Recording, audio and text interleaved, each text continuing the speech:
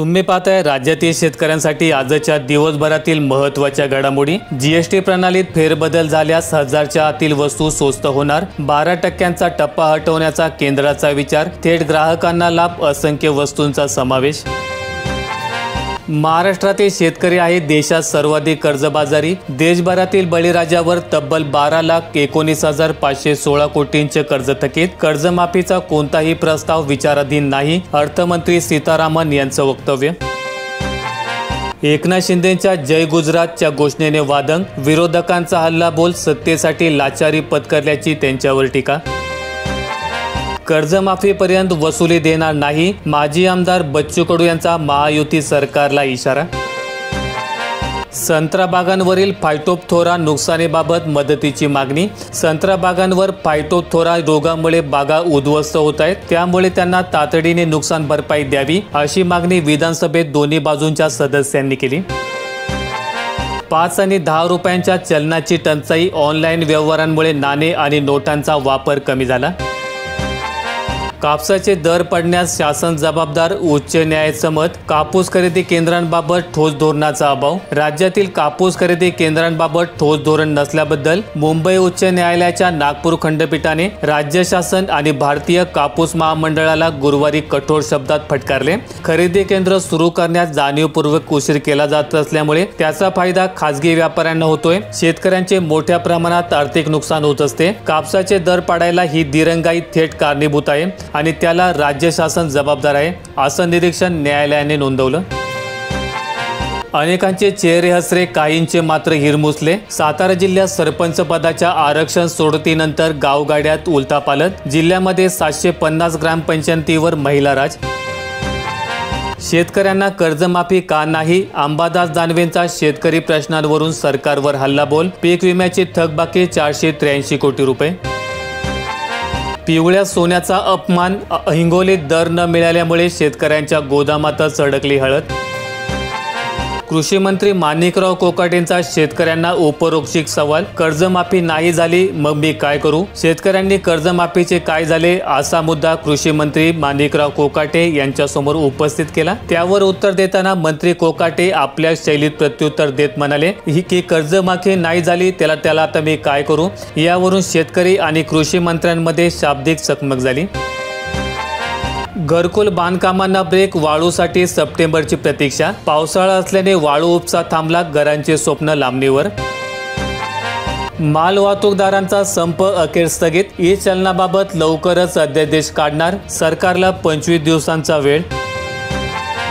गुणवत्ता निकषावर मालाला दर मिळणार। केळी उत्पादक शेतकरी संघाच्या मागणीला यश। पवनचक्कीच्या नावाखाली शेतकऱ्यांचा छळ, पोलिसांचाही सहभाग। विधानसभेत विरोधक आक्रमक। तांदूळवाडीमध्ये पवनचक्की प्रकल्पाचा मुद्दा विधानसभेत आज चर्चेचा ठरलाय। शिवसेना गटाचे आमदार कैलास पाटील यांनी शेतकऱ्यांवर होत असलेल्या अन्यायाचा प्रश्न विधानसभेत उपस्थित केला। सातगाव पठारला बटाट्याचे क्षेत्र घटण्याची शक्यता। सततच्या पावसामुळे लागवड करणे अशक्य। दूध उत्पादकांची सातत्याने आबाळच। दूध दरात कपात, अनुदान बंद, व्यवसाय आतबट्ट्यात। अद्रकेच्या भावात घसरण, शेतकऱ्यांचा खर्चही निघेना। विविध रोगांचा प्रादुर्भाव, खते औषधांनी खर्चात घातली भर। अद्रक उत्पादक शेतकरी हवालदिल। गुजरातच्या कांदा उत्पादकांना क्विंटल मागे 200 रुपयांची मदत। कांदा बाजारभाव घसरणीच्या पार्श्वभूमीवर गुजरात सरकारने आर्थिक अडचणीत सापडलेल्या कांदा उत्पादक शेतकऱ्यांना दिलासा देण्यासाठी किंमत दूध भरपाई योजनेअंतर्गत प्रति क्विंटल 200 रुपये आर्थिक मदत जाहीर केली। पैसे भरूनही सौर ऊर्जा योजनेपासून शेतकरी वंचित। शेतकरी दुहेरी संकटात, वीज वितरण प्रशासनाचे दुर्लक्ष। बोरगाव परिसरात शेती कामे ठप्प। पावसामुळे शेतात पाणी साचल्यामुळे शेतकरी हवालदिल। 2 हेक्टरपर्यंतच्या पात्र शेतकऱ्यांना बोनस द्यावा। शेतकरी बोनसपासून वंचित। अधिवेशनात आवाज उठवण्याची मागणी। सर्व धान उत्पादक शेतकऱ्यांना सरसकट 2 हेक्टरपर्यंत 20,000 रुपयांप्रमाणे शासनाने बोनस जाहीर केला होता, तो सरसकट अटीविना देण्यात यावा, अशी मागणी नागभीड तालुक्यातील शेतकरी संघटनेने केली। दुबार तर झाली, आता तिबार पेरणीचे संकट। भोकरदन तालुक्यात पावसाचा फटका। 15% शेतकऱ्यांनी केली दुबार पेरणी। पावसाने उघडीप दिल्यामुळे बळीराजा हैराण। महाराष्ट्राच्या राजकारणातील सर्वात मोठी बातमी, उद्धव ठाकरेंची युतीची घोषणा, म्हणाले दोघे भाऊ सत्ताधाऱ्यांना फेकून देणार। राजुरी परिसरातील शेतकऱ्यांना डिस्टिलरीचा तीव्र विरोध, जनमतामुळे अखेर जनसुनावणी रद्द, ग्रामपंचायतीला नोटीस बजावणार। सर्व दाखल्यांसाठी मुद्रांक शुल्क माफ, महसूल मंत्र्यांची घोषणा, विद्यार्थ्यांना दिलासा। नांदेड जिल्ह्यात देखील पीक विमा घोटाळा, आरोपींच्या अटकेसाठी पथके रवाना।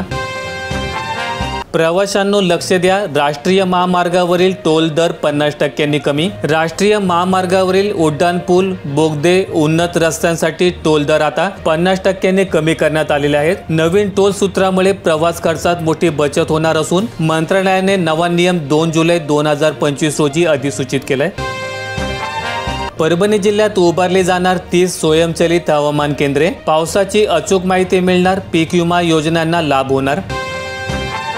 पीक विम्याच्या नव्या नियमातून उंबरठा उत्पन्नाची अट वगळा, कैलास पाटील यांची सरकारकडे मागणी। पीएम किसानच्या 20व्या हप्त्याचे 2000 रुपये जुलैमध्ये शेतकऱ्यांच्या खात्यात येणार, कोट्यावधी शेतकऱ्यांची प्रतीक्षा लवकरच संपुष्टात येईल। वन्य प्राण्याच्या हल्ल्यात कर्ता पुरुष गमावल्यास 25 लाखांची भरपाई, कायमचे अपंगत्व आल्यास 7,50,000 रुपयांची मदत मिळणार। भाव कधी वाढणार, कांदा उत्पादकांचा आक्रोश, शासनाकडे मदतीची मागणी। लासलगाव कृषी उत्पन्न बाजार समितीमध्ये विक्रीसाठी आलेला कांदा, जिथे शेतकऱ्यांना उत्पादन खर्च मिळत नसल्यामुळे मोठे आर्थिक नुकसान सहन करावे लागत आहे। अकोला जिल्ह्यात वर्षभरानंतर अतिवृष्टीग्रस्तांना मिळाली 79 कोटी 48 लाखांची मदत, भरपाई मिळण्याची प्रक्रिया सुरू। 57,371 हेक्टर क्षेत्रावरील पिकांचे मोठ्या प्रमाणात नुकसान झाले। लाडकी बहीण योजनेचं पोर्टल बंद, आता पुढे काय होणार, ठाकरेंचा सरकारला टोला। हिंदी सक्ती उठवल्यानंतर मराठी भाषा विजय मेळाव्यात उद्धव ठाकरे बोलत होते।